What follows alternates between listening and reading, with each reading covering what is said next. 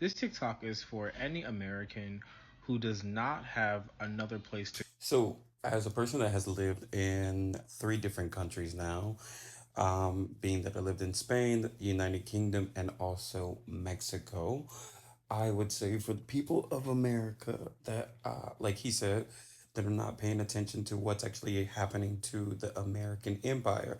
By the way, very good history facts. Um, the best thing that I could tell you all to do is one, pick up some type of language because you will be what they call a refugee if something happens in this country.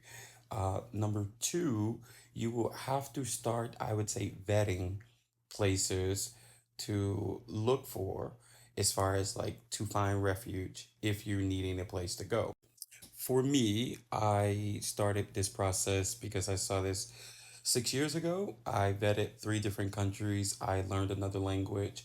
And when this shit hits the fan, I am currently not living in America. I live in another country.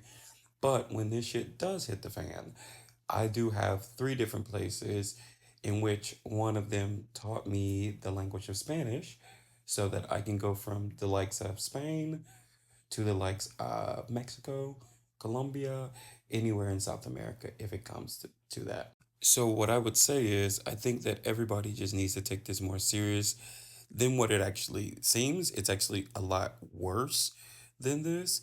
I think that not only that, I think you need to start looking at the visa options, even trying to apply for visas to some of these locations because it's going to be a little bit difficult for those that want to actually move if shit hits the fan fast.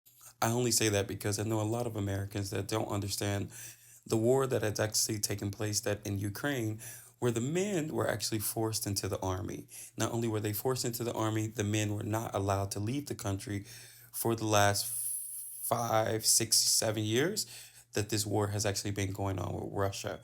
So just look at it like that, that if this is a country that is much smaller than America, and if America were to go through something like that and were able to put off rules or regulations on their people, what would actually happen? So, what I would say, lastly, is that you definitely need to start looking at different options. America is not the end all be all. There are a lot of different countries in this world that you can seek refuge, you can have a better life. And I too am a person that family came here way back when, but I looked at it as something that I needed to further investigate if things were to transpire and how I wanted to go about it. Okay. So, lastly, couple top of my top countries I would say to go to for people that look like us. Um, Mexico definitely has a large black population. Colombia also has a large black population. Brazil has a large black population.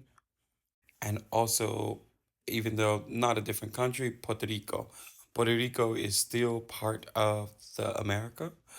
Um, so you guys do know that you can go there without it actually being any issues if you don't have the proper options to leave and go to another country.